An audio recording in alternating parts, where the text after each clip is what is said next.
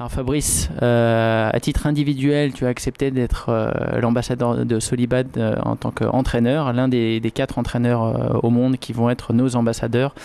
J'aimerais savoir pourquoi tu as accepté notre invitation et qu'est-ce que représente pour toi Solibad.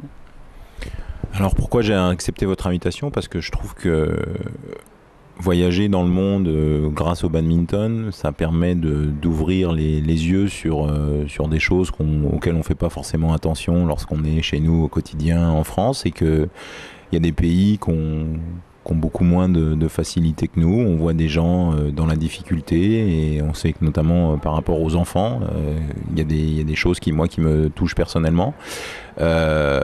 Donc j'ai choisi de rejoindre la famille, parce que je considère que Solibad est une famille, donc c'est aussi ce qui m'a intéressé. J'ai beaucoup de gens avec qui j'ai des affinités qui sont là-dessus et qui partagent les mêmes convictions que moi.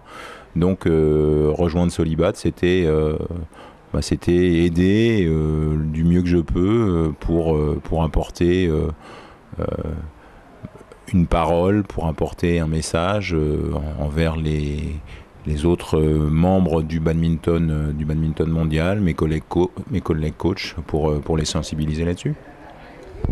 Alors comment est-ce que les gens peuvent aider Solibad concrètement, que ce soit notamment des entraîneurs en France, qu'est-ce qu'ils peuvent faire, ou même des gens qui aiment le badminton, à ton avis, quelle est leur action?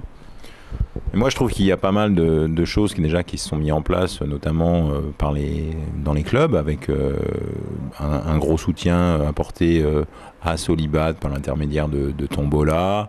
On a eu l'occasion de voir aussi sur des tournois internationaux que les joueurs ambassadeurs étaient très actifs par rapport à ça.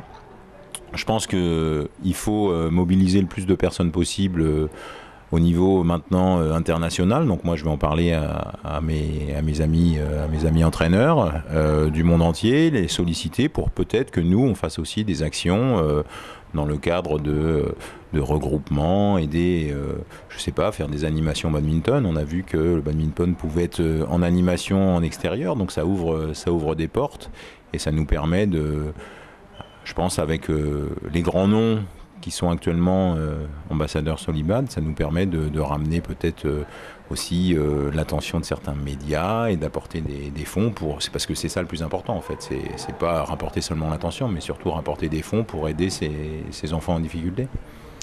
Ton rêve Solibad, dans 1 an ou dans 2 ans, qu'est-ce que tu aimerais voir Solibad être capable de faire dans le monde du badminton? Qu'est-ce que j'aimerais voir avec Solibad? J'aimerais que Solibad soit un acteur reconnu à travers le monde entier, c'est-à-dire que tout le monde ouvre ses portes de façon sans calculer, parce que je suis persuadé que dans le monde entier, tout le monde a ça. Quand on voit les actualités, quand on voit les catastrophes qui se passent, ce qui s'est passé à Haïti, ce qui se passe actuellement au Pakistan, etc., tout le monde est sensibilisé par ça. Donc je pense qu'il faut comprendre que les ambassadeurs de Solibad et l'action de Solibad, c'est aider les gens qui sont en difficulté dans ces moments-là. Et mon rêve, c'est que ça puisse se faire à travers le monde entier, dans tous les pays, dans tous les tournois, et que ça vienne quelque chose quasiment institutionnel, peut-être en partenariat avec la BWF, des choses comme ça. Je ne sais pas, qu'il y ait vraiment une connexion entre le caritatif et le badminton, et que cette connexion, ça soit Solibad.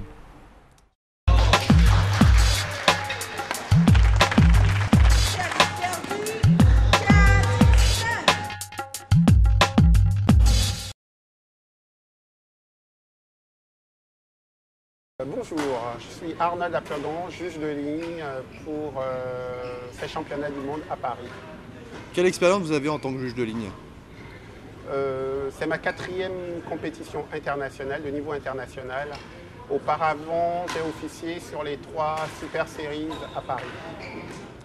En tant que juge de ligne, est-ce que ça vous est déjà arrivé d'avoir une situation délicate avec un joueur, qu'un joueur soit un peu violent avec vous par exemple? Jamais. Dans la mesure où le juge de ligne juge le point d'impact, et ensuite les discussions qu'il peut y avoir, ce sera avec l'arbitre. En aucun cas, le juge de ligne n'intervient dans les discussions par la suite. D'accord, mais c'est peut-être déjà arrivé qu'un joueur vous regarde avec un regard Ça noir. arrive, d'intimidation, oui, ça arrive. Et dans ces cas-là, comment on réagit, comment on se sent? On ne le regarde pas, on regarde l'arbitre à qui on rencontre. On ne D'accord. s'occupe pas du joueur. On regarde systématiquement l'arbitre une fois qu'on a jugé le point d'impact. Très bien. Est-ce que ça vous est déjà arrivé de vous tromper sur une décision et de le savoir immédiatement quand vous faites le geste? Oui, ça peut arriver. Et alors à ce moment-là, quelle attitude on adopte? Soit on confirme son geste, ou alors on peut se rouler et dire à ce moment-là qu'on n'a pas vu le point d'impact.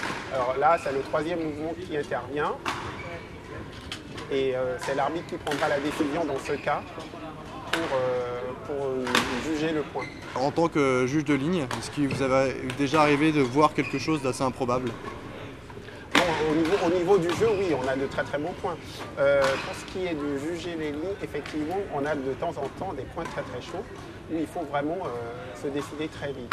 Et ça nous arrive pratiquement une ou deux fois dans la journée d'avoir vraiment des points très très chauds, effectivement. Et là, après, une fois avoir décidé, d'avoir donné le jugement, on se pose des questions. Est-ce que c'était bien ça? On se refait le film dans la tête. Et on revoit effectivement le volant le plus souvent au ralenti, comme si c'était un ralenti à la télé. Et on sait qu'on a bien fait, ou on s'est planté ou pas, on s'en rend compte. D'accord. On va terminer par une dernière petite question. Qu'est-ce que vous diriez aux gens pour qu'ils aient envie de devenir juge de ligne aussi?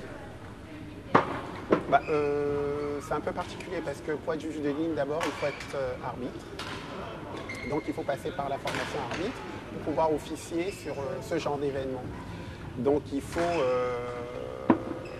d'abord il faut avoir envie, mais une fois qu'on y est, c'est vraiment quelque chose de super parce qu'on a la possibilité de côtoyer les plus grands joueurs au monde et de voir de très très beaux matchs. Même si on a un travail à faire, mais on a quand même le temps d'admirer de très très beaux gestes et de voir du grand jeu.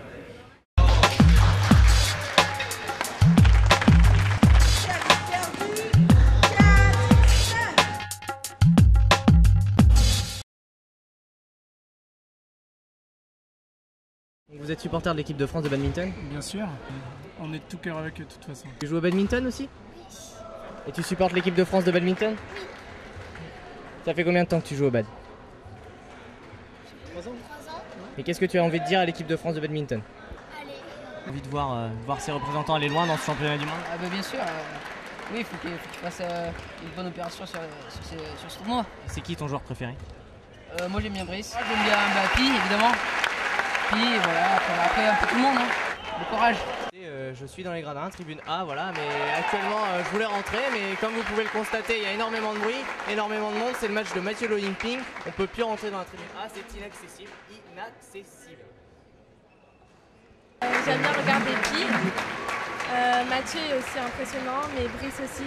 J'aime beaucoup aussi regarder Laura et Baptiste jouer en double mix. J'aimerais bien que Brice aille le plus loin dans la compétition ainsi que Pi. On est là aujourd'hui, on n'a pas de place de toute façon pour le reste. Qu'est-ce que ça fait d'être derrière des supporters estoniens qui sont aussi vigoureux? Écoutez, on en a plein les oreilles, et puis, mais le joueur estonien est super. Hein.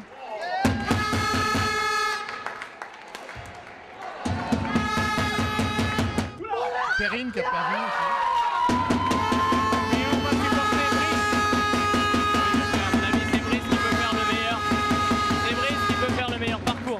J'ai pas entendu votre question, je suis désolé.